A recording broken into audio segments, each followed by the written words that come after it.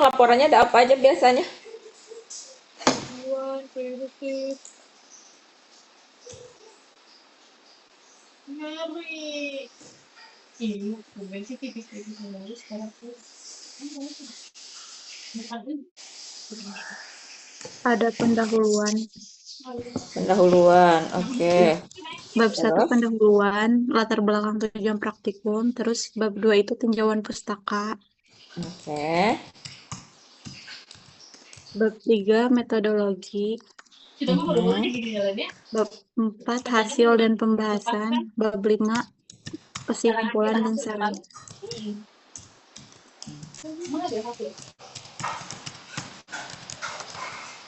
Oke ya. Ini isi dari laporan yang harus kalian sampaikan nanti pendahuluan itu kan kenapa Anda melakukan pengembangan metode analisis ini gitu ya seolah-olah. Kemudian nanti ada ya tertulis di sini ada latar belakang, tujuan. Ya silahkan dituliskan tujuannya kira-kira apa? Sejam lebih ini makanya. Saya mau. Kalau mau gini Bu. Di-drive-nya. Di YouTube aja aku. Drive mau perlu kodaknya. Dia trik doang bikin apa? Enggak mau apal ini batas. Nah, kita kalian ada agak mulai latihan gitu ya untuk menyusun tugas akhir, menuliskan tujuan. Tujuannya apa? Kalau panggil pulang bisa nggak? Oh, punya lo. Bisa. Bisa mau pulang. Iya. Regina, Takut ada polisi. Yayang, Nashwa, Yayang Nashwa. Siapa lagi nanti? Bentar. Mau diubah dulu. Yang bergabung 30 orang, Rindu Salma, Sintiana Sintiani, Isna, Elsa, Luki, Nuri, Acep, dan seterusnya. Disebut sih. Udah disebut aja orang. Untuk Gimana? keamanan. Memastikan keamanan. Untuk apa? Keamanan. Memastikan keamanan. Insya Allah. Coba mana ingin juga bisa. Mau nyium kepala gua gak? Gue baru minum takut keluar lagi. Mau minum. Keluarin lagi. Nah, kan untuk identifikasi dan penetapan kadar bukan. Oke, boleh. Ya, mendapatkan metode analisis. Mungkin kan ini udah spesifik ya KCKT, berbasis KCKT yang tervalidasi, kan harus valid ya, yang tervalidasi untuk identifikasi dan penetapan kadar vitamin C dalam sediaan tablet gitu ya. Oke. Bu, sediaan tabletnya harus disebut nggak? Boleh nggak hanya bilang vitamin C saja? Nggak boleh ya. Kalau yang namanya pengembangan metode analisis itu harus spesifik. Jadi dikembangkan bahwa ini untuk sediaan tablet, ya harus divalidasinya untuk sediaan tablet. Walaupun misalnya sama-sama vitamin C nanti dalam sediaan sirup, ya harus divalidasi lagi. Kalau emang hasil validasinya metodenya sama, ketika divalidasi untuk tablet maupun untuk sirup ternyata sama-sama valid, ya boleh dianggap dua-duanya. Tapi kan dalam penelitian Anda atau misalnya dalam praktikum Anda hanya mengujinya pada tablet. Ya, jadi maka harus dinyatakan bahwa ini untuk sediaan tablet, gitu ya. Nah, itu kurang lebih cara menuliskan tujuan. Jadi tujuan itu apa sih yang ingin diperoleh dari suatu kegiatan, gitu ya. Nah, nanti tinjauan pustakanya, silahkan Anda tambahkan tinjauan pustakanya. Kalau menurut saya sih harusnya tinjauan pustaka ini pertama memang harus ada apa sih yang dimaksud dengan pengembangan metode analisis gitu ya. Anda harus jelaskan Terima kasih semua. analisis itu apa. Jelaskan di sini. Kemudian kenapa apa namanya, kapan kok Anda perlu mengembangkan metode analisis vitamin C untuk sediaan tablet ini, alasannya apa gitu ya. Pulang. Info. Harusnya online sih. Karena yang lain online. Dan lain-lain ya. Terus kenapa kok misalnya mengapa menggunakan KCKT gitu ya. Nah ini sebenarnya ada dasar ilmiahnya.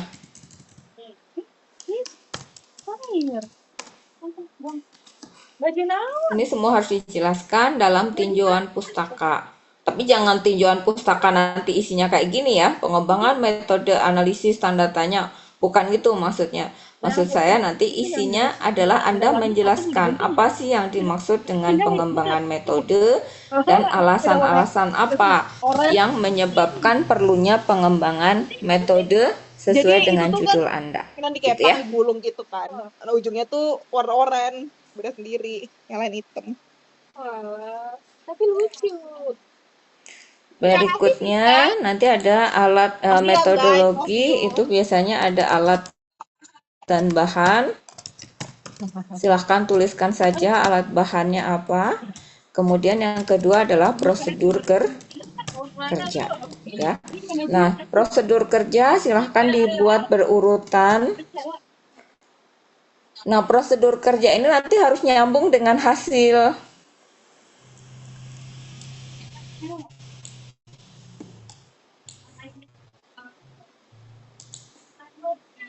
Prosedur kerja yang pertama apa kemarin?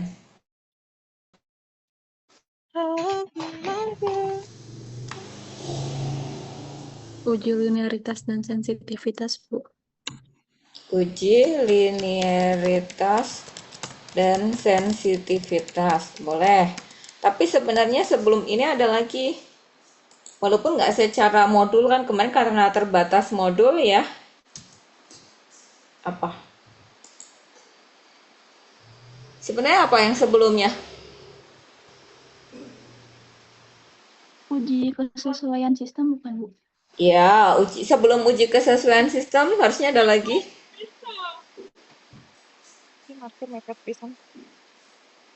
Apa? Kalau uji kesesuaian sistem itu kan seolah-olah kalian udah dapat sistem yang lumayan bagus gitu. Nah, kalian ini sebelum dapat sistem yang bagus apa? Gila kali.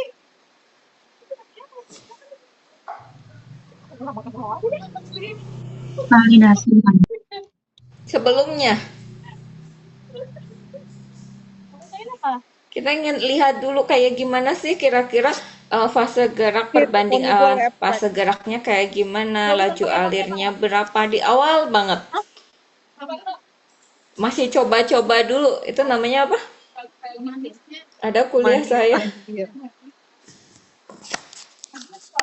Apa coba ya, ingat-ingat. Ayam mau keluar.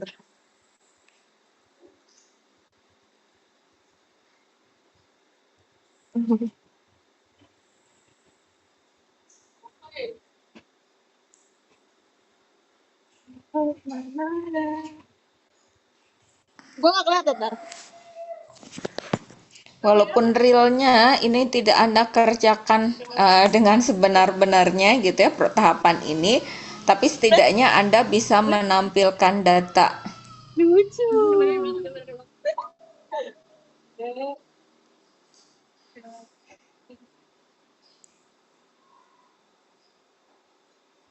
Lucu banget.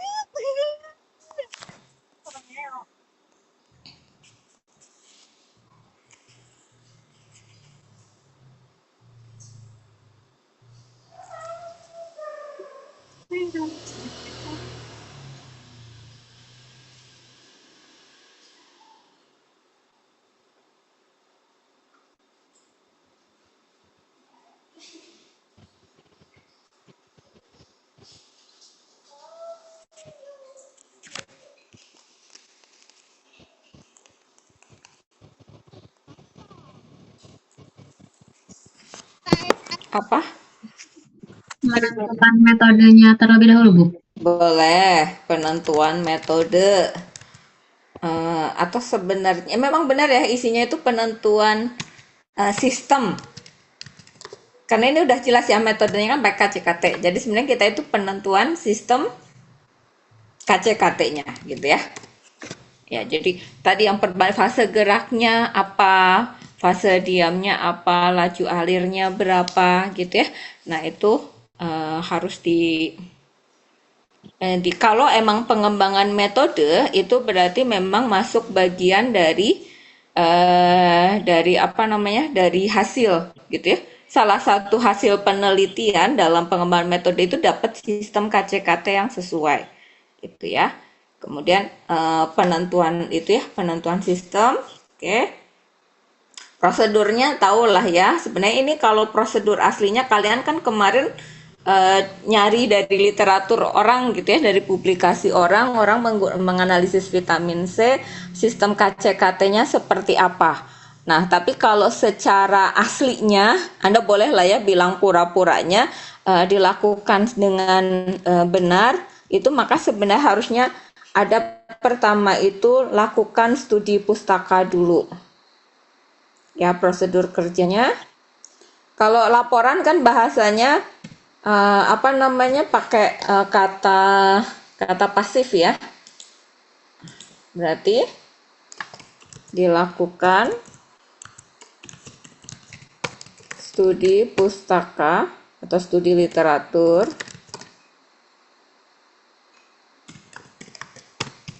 mengenai sistem KCKT yang dapat digunakan untuk analisis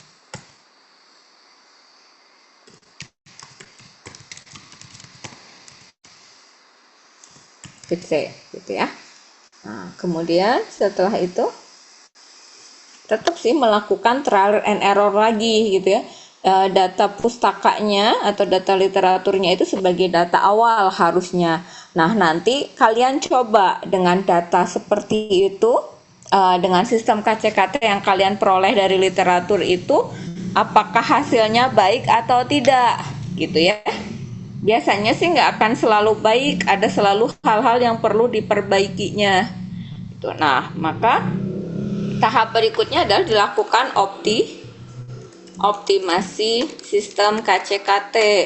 Misalkan Anda pakai KCKT yang sistem KCKT yang dari pustaka itu ternyata masih tiling nih. Nah, berarti Anda harus lakukan optimasi lagi. Kayaknya fase geraknya dirubah dikit ya biar tailingnya berkurang. Atau mungkin kejauhan ternyata waktu retensinya terlalu panjang. Maka kemudian bisa dengan menambah laju alirnya ditingkatkan gitu ya. Nah, ini optimasi sistem KCKT, kemudian sampai diperoleh sistem KCKT yang sesuai. Nah, kalau sudah diperoleh sistem KCKT yang sesuai dari studi ini, baru kemudian dilakukan uji kesesuaian sistem. Paham sampai tahap ini? Ya, walaupun ini realnya tidak semuanya Anda kerjakan, tapi Anda harus tahu tahapannya seperti ini. Itu untuk penentuan sistem KCKT-nya. Kemudian uji linearitas dan sensitivitas.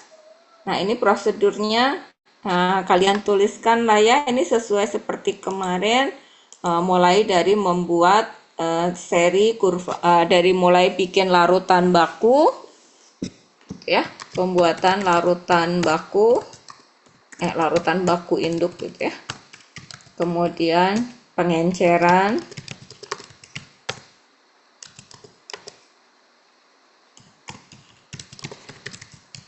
konsentrasi kurva baku atau kurva kalibrasi. Berapa kemarin konsentrasinya?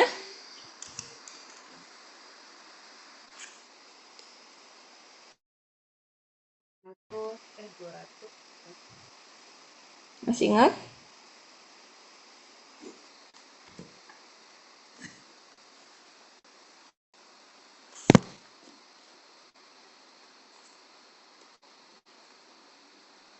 100, 200, 300, 400, sama 500, Ibu. Oke, hanya 5 titik ya kemarin. 100.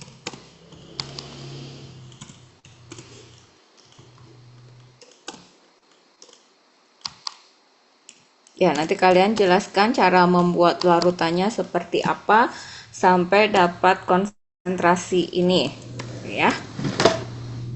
Kemudian nanti diapakan? Diinjeksikan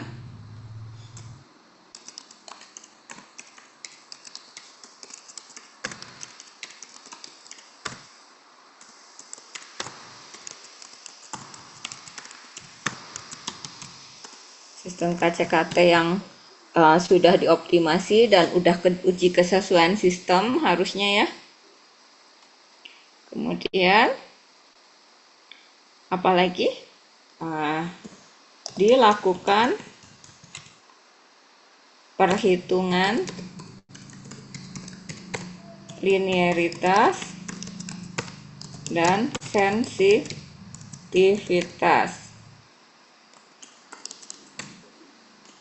Sensitivitas itu apa aja? Ngitung apa berarti kemarin?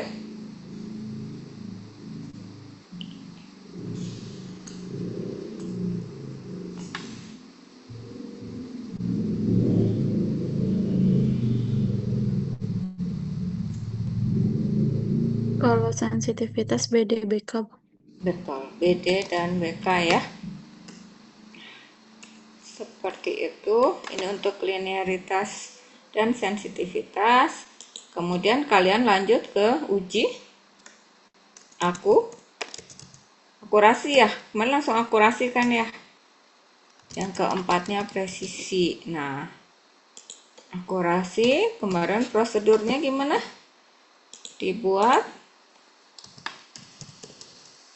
atau disebutkan dulu. Uji akurasi dilakukan dengan metode apa?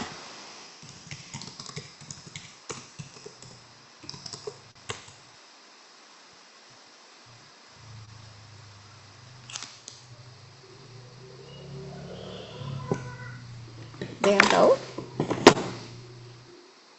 Sampel simulasi atau spiking atau standar adisi? Sampel simulasi, Bu. Betul.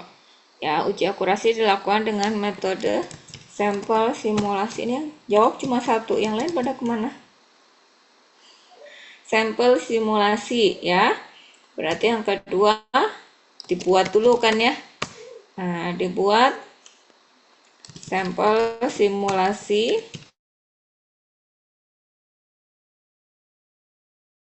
seperti pada tabel.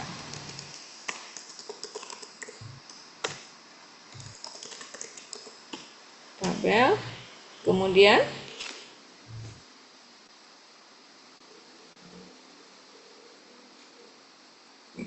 apa lagi?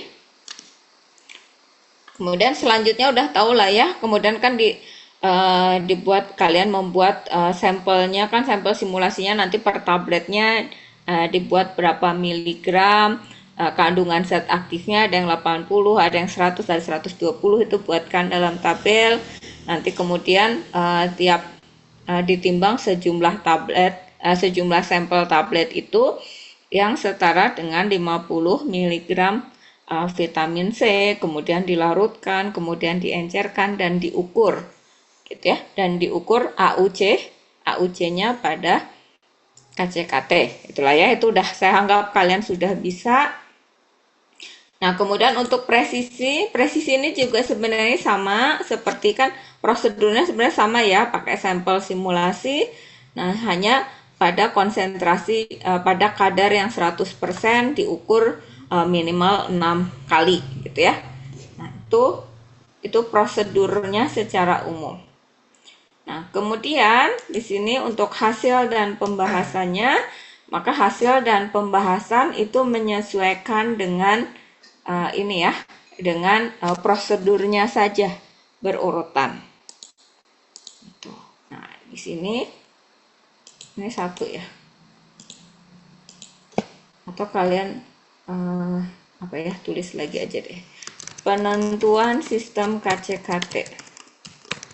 Nah, nanti kalian tinggal tuliskan aja sistem KCKT yang diperoleh atau yang sudah anggaplah sudah dioptimasi, walaupun nggak dioptimasi sistemnya kayak gimana secara lengkap, silahkan kalian tuliskan gitu ya.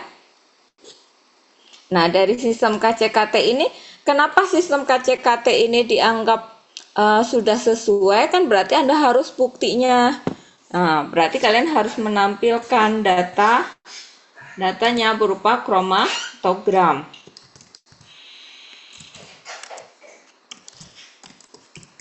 KCKT mampu menghasilkan misalkan kromatogram sebagai berikut. Setelah disebutkan ya sistem KCKT-nya seperti apa, kemudian tampilkan kromatogramnya ya.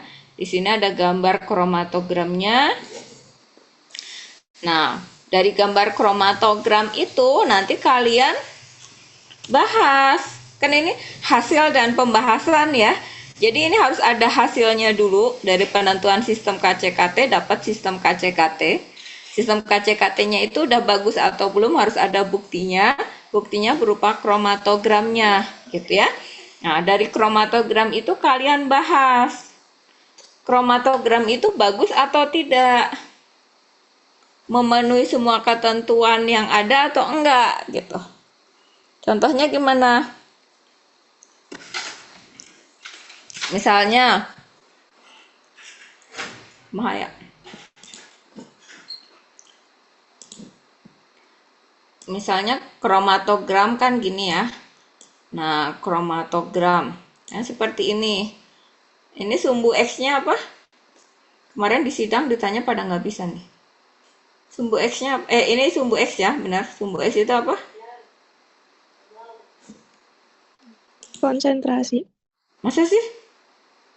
Kromatogram, Neng. Waktu retensi, betul. Ya, waktu retensinya, satuannya dalam menit. Kemudian, sumbu Y-nya. Di sumbu Y apa? AUC. AUC, betul? Enggak ya, enggak secara langsung menyebutkan Y itu AUC. Justru Y itu biasanya intensity atau high. High itu ketinggian, tinggi puncaknya aja. Kalau AUC-nya itu biasanya enggak dimunculkan di sini. Kan ini nilai Y, nilai di sini kan Y itu nilai ini kan. Nah, ini tuh lurus dengan berapa? Nah, ini hanya bisa menampilkan tingginya aja. Data tinggi bisa muncul, bisa dihitung, tulis di sini. Tapi kalau yang namanya AUC kan luasnya, oke? Tingginya sama, luasnya bisa beda. Kalau misalkan, kayak gini nih, luasnya berapa? Tapi bisa aja misalnya tingginya sebenarnya sama kayak gini, tapi dia lebih ramping, maka AUC-nya lebih kecil. Maka nilai Y pada kromatogram itu tidak pernah AUC, tapi ditulisnya adalah intensity atau biasanya high, ketinggian. Jadi tinggi puncaknya, gitu ya. Jadi ini Y-nya tinggi puncaknya. AUC-nya gimana, Bu? AUC-nya harus dihitung tersendiri, ada hitungannya. Ya, walaupun di sini dihitungnya pakai komputer gitu ya. Komputer yang udah menghitungkan luas AUC ini. Kalau AUC kan luas ya. Ini luasnya berapa gitu. Ya. Yang kita gunakan datanya memang AUC, jadi bukan nilai Y di sini. Oke. Nah, dari data ini nanti ini sistem KCKT-nya menghasilkan kromatogram baku vitamin C seperti ini. Nah, selanjutnya nanti Anda tinggal bahas gitu.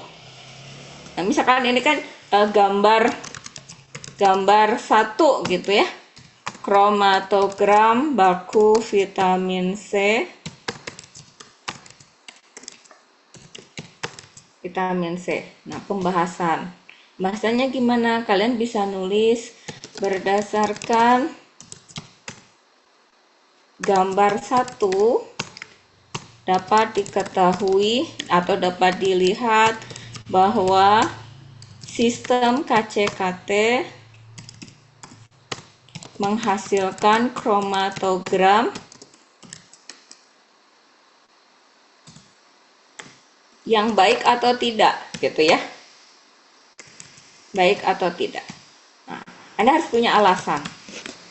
Atau bisa juga setelah kromatogram kalian tambahkan datanya. Kemarin ada yang sampai menampilkan ya dengan vitamin C. Ini kan yang diinjeksikan ini kromatogram. Kalian bisa tuliskan misalnya kromatogram pada gambar 1 adalah kromatogram yang dihasilkan dari larutan baku vitamin C dengan konsentrasi berapa. Kemarin konsentrasinya berapa? Nah, berapa gitu ya. Nah, kemudian dan memberikan parameter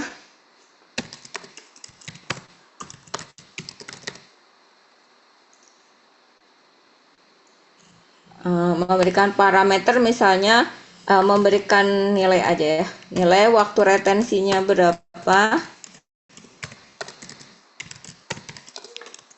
Waktu retensinya berapa gitu ya. Kemudian tiling faktornya berapa? Kemudian apalagi keaksennya berapa? Gitu ya. Kemarin kan ada data itu ya. Kemudian apalagi N-nya atau jumlah plat teoritisnya berapa, gitu ya. Nah, seterusnya atau terus resolusinya berapa. Nah, dari situ Anda bisa menyimpulkan sistem ini udah bagus atau belum. Taunya gimana? Ya dibandingkan aja dengan syarat. Misalkan tiling factor itu kan harus kurang dari 2. Nah, kalau misalkan data kalian tiling factornya 3, ya berarti tidak bagus, gitu kan? Terus misalkan keaksen itu harusnya 1 sampai 10. Nah, keaksen Anda kok ternyata 0 misalkan, ya berarti nggak bagus juga, gitu ya. Bu, gimana kalau datanya ternyata nggak bagus? Ya nggak apa-apa, ini data praktikum gitu ya.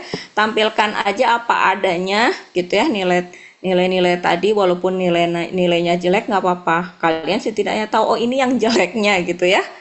Harusnya kalau yang bagus itu, oh ya tilingnya itu harusnya mendekati 1 atau paling tidak kurang dari 2 gitu ya. Nah, itu pembahasannya ya. Oke, itu yang penentuan KCKT ya. Nah, terus berikutnya itu yang penentuan sistem KCKT. Kemudian yang berikutnya untuk linearitas dan sensitivitas gitu ya. Nah, kalian nanti bisa tampilkan data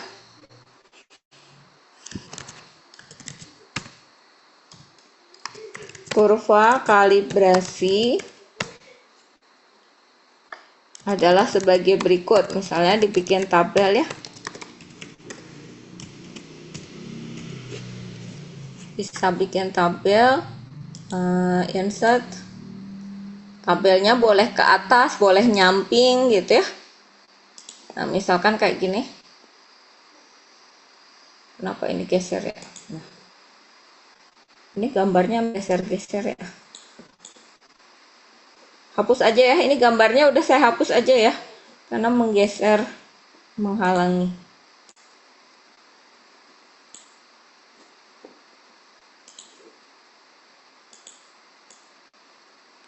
Nah, data kurva kalibrasi itu antara apa dan apa datanya? Adalah konsentrasi dalam BPJ ya. Sama AUC. Nah, kalian nanti tampilkan. Ini konsentrasinya 100, 200, 300, 400, 500. Nah, nanti kalian isi nilai AUC-nya masing-masing berapa, gitu ya. Kemudian, kalau sudah ada, kemudian dibuat persamaan regresi linearnya. regresi linear kurva kalibrasi. Kalibrasinya seperti apa? Kalian tulis di sini. Ya. Kemudian lakukan perhitungan. Kemudian juga hitung nilai BD dan BK. Udah bisa kan ya? Ini mah sama aja ngitung BD BK, hanya datanya dari data ini AUC, gitu kan? Kalau dulu kan pakai absorban, sekarang pakai AUC, hitung nilai BD BK-nya. Berikutnya itu berarti datanya untuk linearitas, sensitivitas, datanya kan berarti hanya ini ya, linearitas, kemudian persamaan regresi linear, nanti ketahuan nilai R kuadratnya berapa gitu ya. Kemudian nilai BD/BK, BD-nya berapa ppm, BK-nya berapa ppm. Nah, kemudian nanti baru pembahasan. Pembahasannya tentu dari linearitas dulu. Dari linearitas bilang nilai R kuadratnya berapa gitu. Kalau misalkan R kuadratnya terlalu rendah ya berarti tidak linear gitu ya. Persamaan regresi linearitasnya kurang baik misalkan. Nggak apa-apa Bu, kurang baik, nggak apa-apa, ini praktikum gitu ya. Jadi yang penting kalian bisa dan paham apa yang kalian kerjakan, bukan soal datanya harus bagus gitu ya. Dari linearitas itu, kemudian BD/BK-nya, dari nilai BD berarti Anda tahu kalau nilai nanti sampel kalian konsentrasinya di bawah BD artinya apa, kalau di bawah BK artinya apa gitu ya. Itu pembahasannya. Kemudian setelah linearitas, akurasi.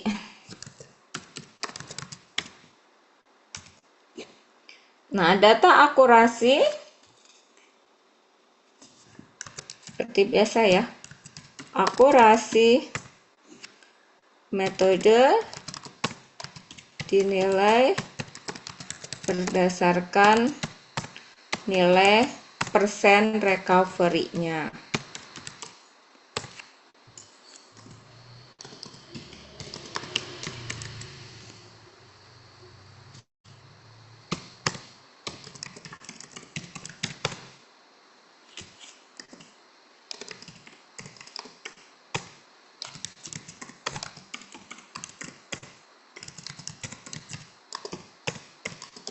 Jadi nanti recovery-nya silahkan kalian buat dalam bentuk tabel. Udah bisa lah ya, kemarin juga udah bisa kok. Saya cek udah bisa. Jadi ngitung ketika kalian membuat kurva membuat sampel simulasi, kemudian diencerkan berapa kali, kemudian diukurkan dapat nilai AUC. Nah, nilai AUC-nya dimasukkan ke persamaan regresi linear sehingga dihitung konsentrasinya gitu kan. Nah, dari konsentrasi nanti bisa dihitung persen recovery-nya berapa. Nah, persen recovery yang 80, yang dari kadar 80, 100 maupun 120 semuanya di rata-rata. Ya. Nah, di rata-rata nanti berarti itu sebagai data. Nanti kesimpulannya Anda dari pembahasannya menyimpulkan jadi persen recovery sistem dari metode KCKT ini adalah berapa persen. Nah, itu rata-ratanya aja. Nggak usah ditulis yang kadar 80% sekian, yang 100 sekian, yang 120 sekian, jangan. Tapi rata-ratanya berapa. Itu ya. Itu akurasi. Nah, nanti Anda menyimpulkan akurat atau tidak. Itu kan. Kesimpulan akurat atau enggaknya gimana? Kalau misalkan persen recovery, ternyata dapat persen recovery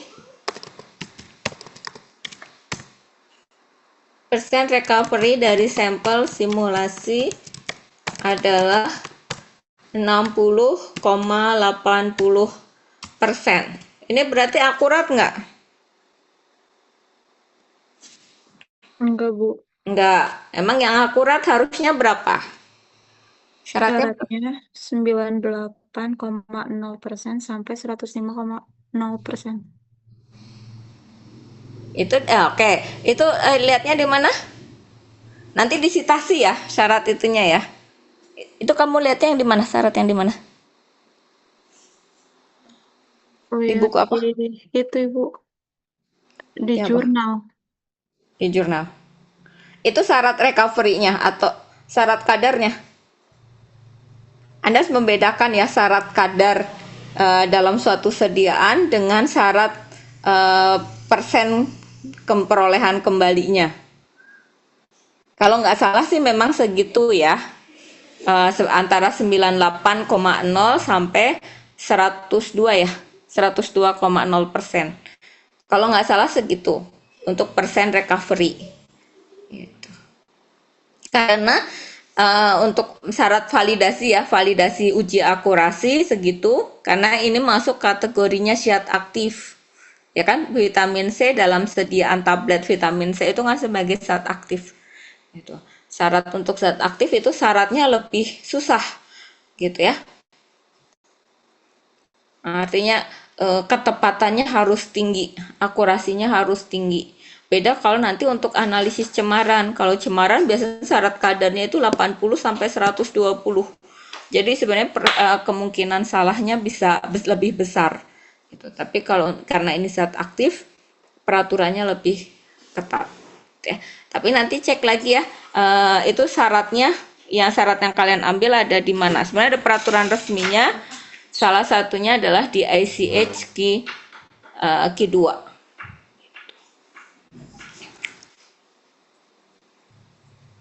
Oke, itu akurasi, kemudian presisi.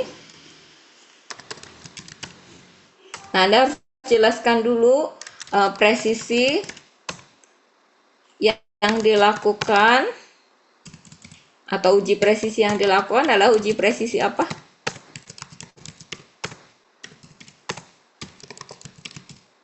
Kan presisi ada beberapa jenis. Nah, ini presisi yang mana?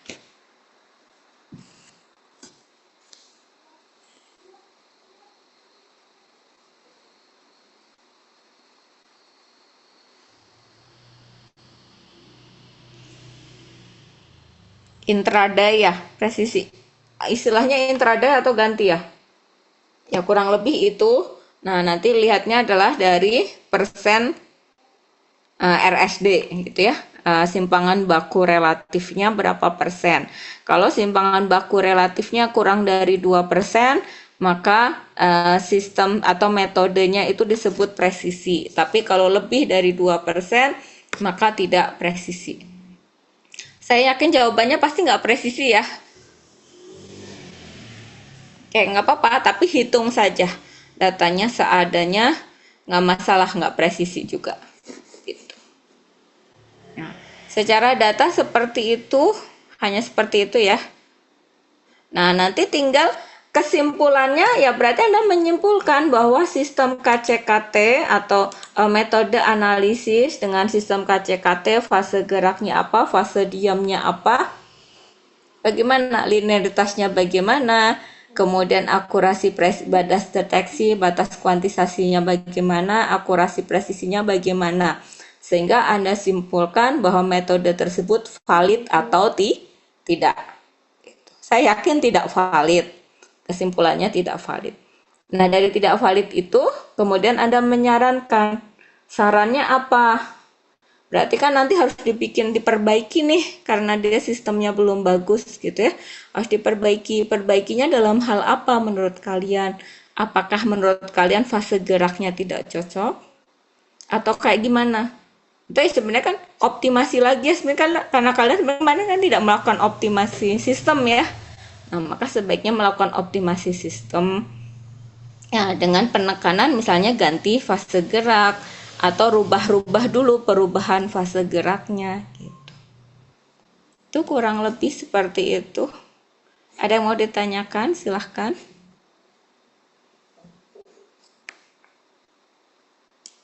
Saya stop share dulu. Sambil dipikirkan.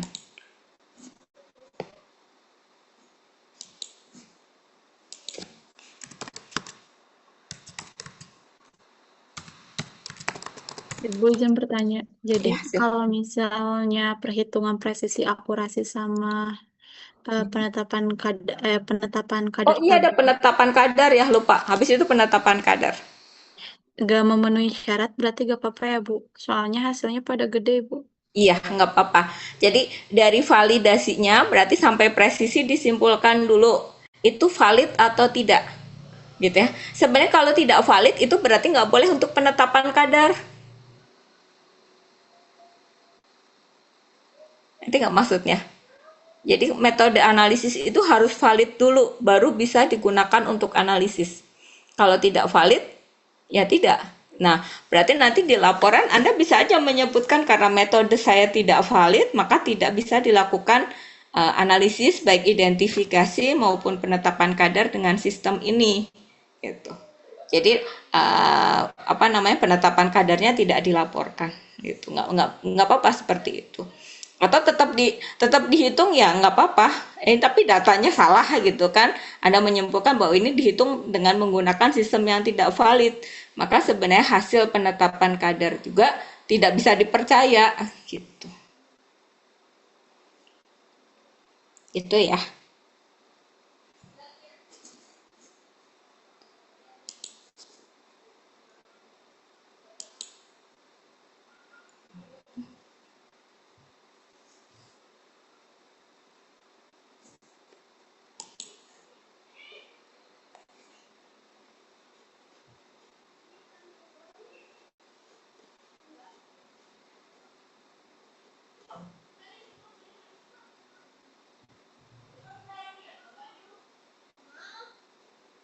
Ada lagi?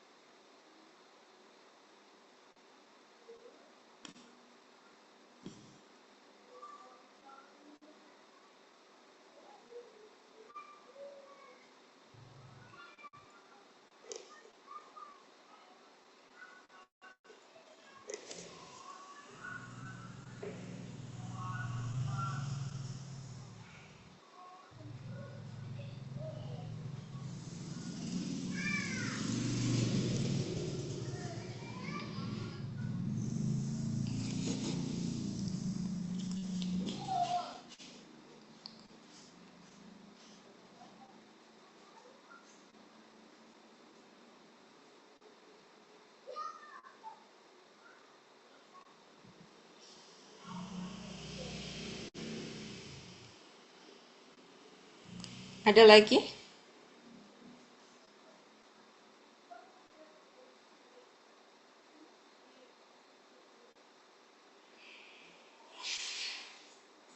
Saya ingin ngecek ya satu, apakah kalian bisa nggak kalau misalkan kalau kalian paham konsep, harusnya kalian bisa mengerjakan ya soal